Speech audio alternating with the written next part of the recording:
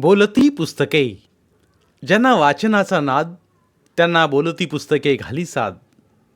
आमचं channel subscribe करा आणि सबस्क्राईब करायला इतरांनाही सांगा. नमस्कार श्रोते मित्र हो. बोलती पुस्तके सादर करीत आहे ज्येष्ठ लेखक ग वा बेहरे लिखित कादंबरी मेकअप, प्रकरण 19. मी अलिबागहून परत मुंबईला आलो आणि चित्रपटाची जुळणी करायला लागलो. चित्रपट भव्य आणि श्रीमंती दाखवणारा निर्माण होणार होता. चित्रपटातल्या साऱ्याच भूमिका मोठ्या ऐटीने सादर करण्यासाठी नेहमीची प्रथा मोडून पुष्कळ बाहेरचे कलावंत घ्यावे लागले. संगीतकार, नृत्यकार यांच्या शिक्षणाची व्यवस्था करावी लागली. प्रत्येक प्रसंगाची तालीम करण्याची राजहंस कलामंदिराची प्रथा होती. यावेळेस ती प्रथा अधिक कसोशीने अंमलात आणावी लागली. चित्रपटाची सर्व प्राथमिक तयारी झाल्यावर चंद्रकला मुंबईत आली आणि स्टुडिओतल्याच आवारातील गेस्ट सूटमध्ये राहू लागली. चित्रपटाच्या मुहूर्ताच्या वेळेस मी मेघनेला मुद्दाम मुंबईला बोलावले. आल्या क्षणीच ती म्हणाली, चंद्रकला कुठे आहे? मी म्हणालो, पलीकडच्या सूटमध्ये आहे. तिला बोलावू काय? नाही नाही, मीच भेटेन तिला. कॉफी वगैरे घेऊन झाल्यानंतर मेघना चंद्रकलेला भेटण्यासाठी म्हणून बाहेर पडली. चंद्रकला तिच्या निवासस्थानात नाही, तर ती नृत्याचा रियाज करण्यासाठी तालीम हॉलमध्ये आहे असे कळल्यामुळे ती तालीम हॉलमध्ये गेली. तिथे ती पोचता चंद्रकलेने नृत्य थांबवले. एकदम तिच्याजवळ येऊन तिला मिठी मारली. नृत्याचा रियाज बराच वेळ चालू असावा, कारण तिचे सारे अंग घामाने ओले चिंब झाले होते. अशा शिंदलेल्या आणि घामाने डबलेल्या चंद्रकलेला मिठीत घेताना मेघना कौतुकाने सदगदित झाली. उच्च पदावर पोचण्यासाठी किती कष्ट घ्यावे लागतात असा विचार तिच्या मनात आला. दोघींनाही जवळकीने एकत्र आलेल्या पाहून माझे मन उगीच शंकाकुल झाले. पण त्या दोघी इतक्या खुशीत होत्या. विशेषतः चंद्रकला या चित्रपटाचे मनसुबे सांगताना इतकी धुंद झाली होती की माझे मलाच आश्चर्य वाटले. तसे मी अलिप्तपणाचे सोंग आणले होते, पण ते सोंग केव्हाही उघडे पडण्याची शक्यता होती. चित्रपटाचा मुहूर्त झाला आणि 2-3 दिवस मेघना मुंबईत राहिली. पण या 2-3 दिवसाच्या अवधीत तिचा बराचसा काळ चंद्रकलेच्याच निवासस्थानी जात होता. तिला चंद्रकलेविषयी गूढ आकर्षण निर्माण झालेलेच होते आणि आत्ताची तिची एकाकी अवस्था, चित्रपटात पुनरागमन करण्यासाठी ती घेत असलेले कष्ट यामुळे तिच्या संबंधीच्या जिव्हाळ्यात अधिकच भर पडली होती. रात्री जेव्हा आम्ही एकत्र येत होतो तेव्हा तिच्या बोलण्याचा विषय बहुतांशी चंद्रकलेचा असे. मेघनेच्या शहाणपणाचा अनुभव मी पूर्वी घेतलेला होता आणि म्हणून यावेळीचे तिचे भाबडे पण मला आश्चर्यचकित करणारे होते. मेघना निघून गेली. त्या दिवशी पहिल्या रात्री मी एकटाच होतो. थोडा वेळ चंद्रकलेची आठवण झाली, पण आता तिची गाठभेट उघडपणे होणे शक्य नाही या विचाराने मी झोपेची आराधना करीत होतो. पण पुन्हा अगदी अलिबागला घडले तसे अनपेक्षित तिचे अस्तित्व माझ्या खोलीत उमटले. माझ्या डोळ्यातलं आश्चर्य पाहून ती हसली आणि म्हणाली, अगदी साध्या गोष्टी तुम्हाला समजत नाहीत. अलिबागला काय किंवा या घरात काय? दादाजी आणि जी व्यक्ती त्यांना हवी असेल त्या व्यक्तीचा संपर्क साधण्यासाठी दोन्ही फ्लॅट्स गुप्तद्वाराने एकमेकांना जोडलेले आहेत. कुणालाही शंका येऊ नये म्हणून एरवीचा सारा व्यवहार स्वतंत्रपणे वेगळ्या रस्त्यानं करावा लागावा, पण केव्हाही शेजारच्या फ्लॅटमध्ये राहणाऱ्याला गुप्तपणे भेटता यावं अशी त्यात योजना आहे. मग तिने मला तो रस्ता दाखवला आणि त्याची कामगिरी पाहून मी चकितच झालो. कारण कुणालाही शंका आली नसती की तो 6 फुटी आरसा एका इलेक्ट्रिकच्या बटनानं स्वतःभोवती फिरतो आणि एका माणसाला पलीकडे जाता येईल एवढी जागा निर्माण होते. त्या रात्री आम्ही एकत्र आलो, पण शरीर धर्म मात्र विसरून गेलो होतो. 8-10 तासांच्या रियाजाने चंद्रकलाही थकली होती आणि अनेक गोष्टींच्या जबाबदाऱ्यांनी ती पुरेपूर थकून गेली होती. मी तिला कुशीत घेऊन झोपलो, तर ती लहान मुलाप्रमाणे 5 मिनिटात झोपली. मग मी तिला उठवली नाही. हात जर मी पूर्वीचा असतो तर मोठ्या इसाळ्याने तिचा भोग घेतल्याशिवाय राहिलो नसतो. माझ्या वासनेची ओढ ही ओसरत चालली होती. सर्व इंद्रिये शाबूत होती, पण इंद्रियावर नियंत्रण ठेवणारी मनोबलाची शक्ती आता जरा कोमट झाली होती. प्रत्यक्ष स्त्रीच्या प्राप्तीपेक्षा स्त्रीत्वाचे प्रौढ रूप आपल्या सन्निध असणे हेही सुखाचे वाटू लागले होते. शिवाय चंद्रकलेसारख्या मला अंकित झालेल्या स्त्रीविषयी हव्यास दाखवायचाच कशाला? ही वस्तू सर्वतः आपलीच आहे, हा एकदा विश्वास निर्माण झाला की पुरुषार्थाला आमंत्रण देऊन स्त्रीत्वाला बांधून ठेवण्याची इच्छा मालवू लागते. राजनर्तकी या नव्याने निर्माण करत असलेल्या चित्रपटाची वारेमाप जाहिरात चित्रपट नियतकालिके करीत होती.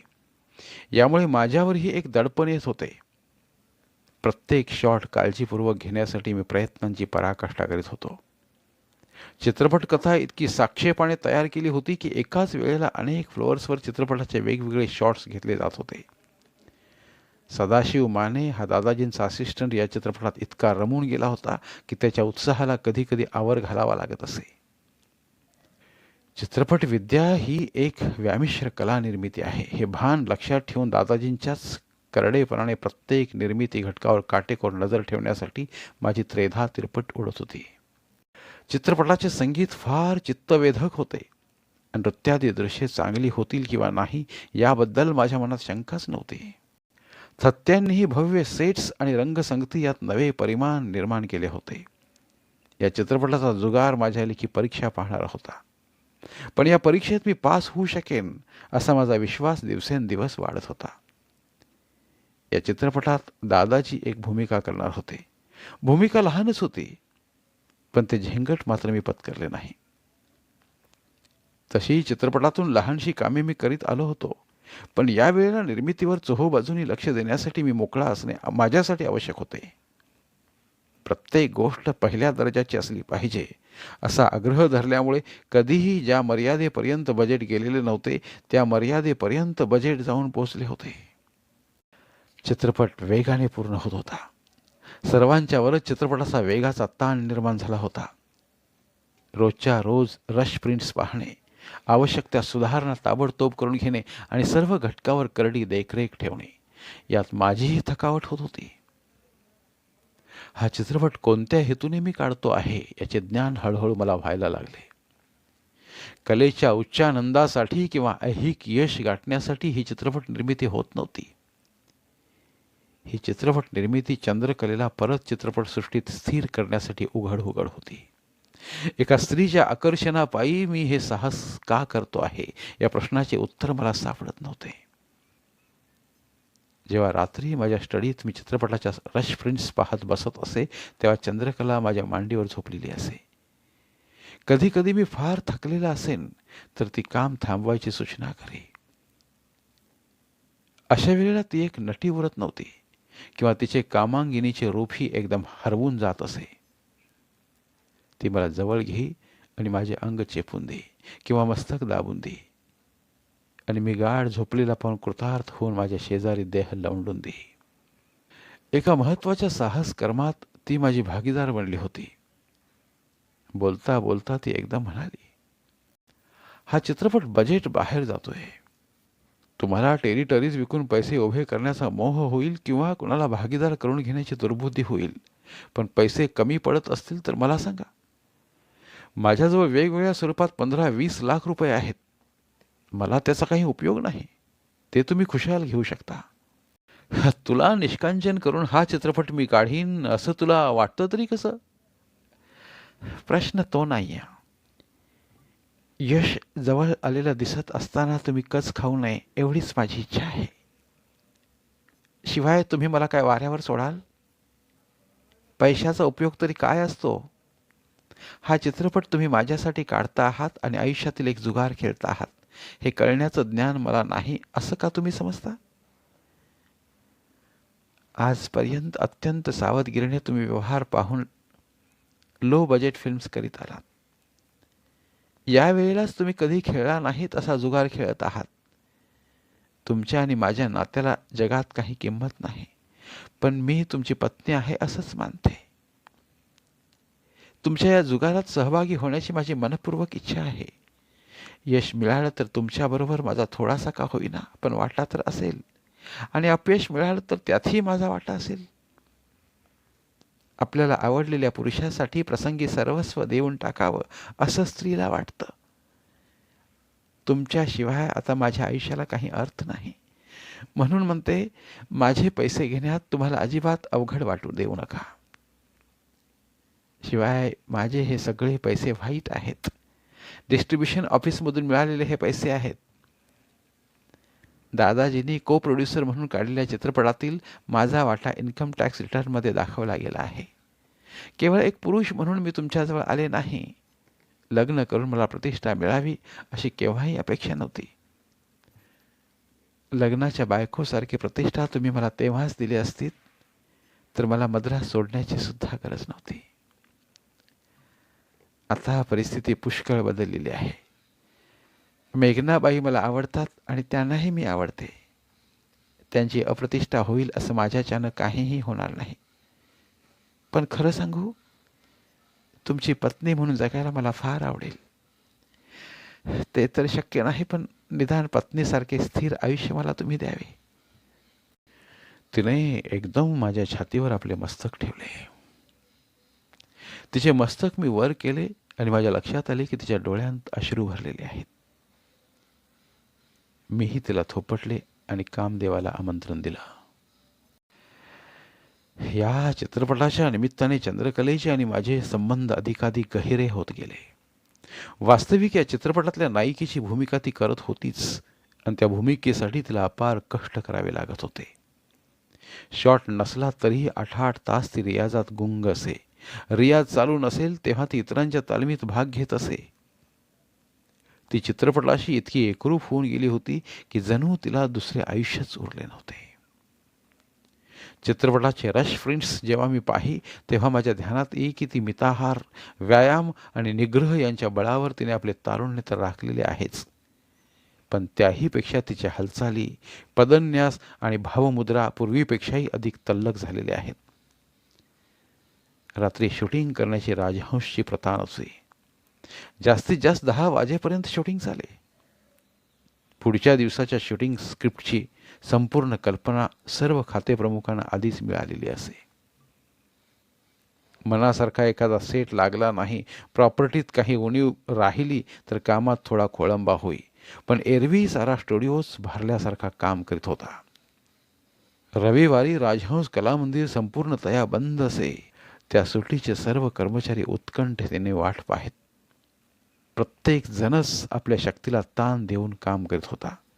मी तर माझ्या शक्तीवर इतका ताण दिलेला होता की मला भीती वाटे की केव्हा तरी माझा देह काम करायला नकार देईल. चंद्रकलेचे तिकडेही लक्ष होते. शूटिंग संपवून आम्ही निवासस्थानी आलो म्हणजे ती आंघोळीसाठी गरम पाणी तयार ठेवी.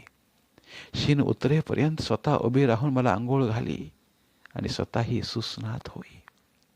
सात्विक असे थोडेफार जेवण आम्ही घेत असू. नंतर रश प्रिंट्स पाहणे आवश्यक असे, पण मला ती ते काम कित्येकदा करू देत नसे. सेट पुरा झाला की मग ती रश प्रिंट्स पाहू देई. त्यामुळे माझ्या वेळीची बचत होई, कारण तोपर्यंत एडिटेड असा तो शॉट सदाशिव मानेने करून ठेवलेला असे. फारशा गप्पा गोष्टी न करता ती मला झोपायला भाग पाडी. एरवी तिच्या देहात कामोत्सवाचे निमंत्रण सदैव मिळण्यासारखे असताना तिने एक त्रयस्थ आणि तटस्थ भूमिका स्वीकारली होती. माझ्या शक्तीचा प्रत्येक कण न कण गरज असेल तरच वापरला जाईल याविषयी ती विलक्षण दक्ष असे. तिचे आणि माझे नाते आता तितकेसे गुप्त राहिले नव्हते. प्रथम आम्ही गुप्ततेची खूप काळजी घेत असू, पण मग चित्रपटाला वेग आला, कामांचा बोजा वाढला, तेव्हा लोक काय म्हणतील ही चिंता करण्याचं आम्ही सोडून दिलं. दिसायला आमची निवासस्थाने वेगवेगळी होती, पण प्रत्यक्षात आम्ही एकत्रच राहत होतो. चंद्रकलेची संगत ही शीतल चंद्रासारखीच होती. पाण्याप्रमाणेच तिला स्वतःचा रंग नव्हता. कधी झोपेत मी नुसती कूस हलवली तरी ती एकदम जागी होई. इतके माझ्या देहाचे मनाचे चलनवलन तिने आत्मसात केले होते. आपल्या आयुष्यातील सर्वात महान अशी भूमिका ती आता राज नर्तकी या चित्रपटात करीत होती. पण त्या जबाबदारीचे ओझे दोघांच्या भावविश्वात अजिबात जाणवत नव्हते. उलट तिची वत्सल अशी नजर माझ्यातील प्रत्येक बदल लक्षात ठेवीत असे. जो वासनेचा खेळ दोघांच्यात एकेकाळी प्रधान आकर्षणाचा विषय होता, तो खेळ आता थोडा थंडावला होता. आकर्षण ओसरले होते म्हणून नव्हे, तर आपल्या मालकीची ही वस्तू आता पुरवून खायची आहे या जाणीवेने. स्वामित्वामुळे संयम येतो तो हा असाच. चित्रपट वेगाने पुरा होत होता आणि आमचे सहजीवन ही अधिक गांभीर्याने लज्जतदार बनत होते. अधूनमधून आमच्या तृप्त जीवनक्रमात व्यत्यय येई, नाही असे नाही. कधी माझा मुलगा भेटीला येई, तेव्हा तिला चोरट्यासारखे वाटे. तेवढ्यापुरते तरी ती अलिप्ततेचे सोंग करी. कधी खोलीत असतानाच मेघनेचा फोन येई, तेव्हा आपण मेघनेशी प्रतारणा करतो आहोत यामुळे चंद्रकला खंतावून जाई. कधी माझे सासरे अचानक न कळवता घरी येत, तेव्हा ते जाईपर्यंत चंद्रकलेला बेडरूममध्येच कोंडून घ्यावे लागे. तर कधी मसुरीतील तिच्या मुलाबद्दल, अजिंक्यबद्दल शाळेच्या प्रिन्सिपलच्या काही तक्रारी असत. त्यामुळे ती चिंतेत पडल्यासारखी वाटे. मेघना कधी मुंबईला आली की पहिले 4 क्षण ती जरा अवघडल्यासारखीच होई. तरी मेघनेची मनमोकळी वागणूक पाहून तिच्या मनातल्या साऱ्या शंका दूर होत. हे असे लहान मोठे व्यत्यय एका परीने चंद्रकलेच्या आणि माझ्या स्नेहसंबंधांचा एखादा वळसा घट्ट करीत. मेघनेचा जेव्हा जेव्हा मुक्काम असे, तेव्हा मेघना माझे कपडे, भोजन यांची व्यवस्था काळजीपूर्वक लावण्याचा प्रयत्न करी. पण तिला काही संधीच मिळत नसे. इतकी माझी काळजी चंद्रकलेने घेऊन ठेवलेलीच असे. धन्यवाद. उर्वरित कादंबरी पुढील भागात.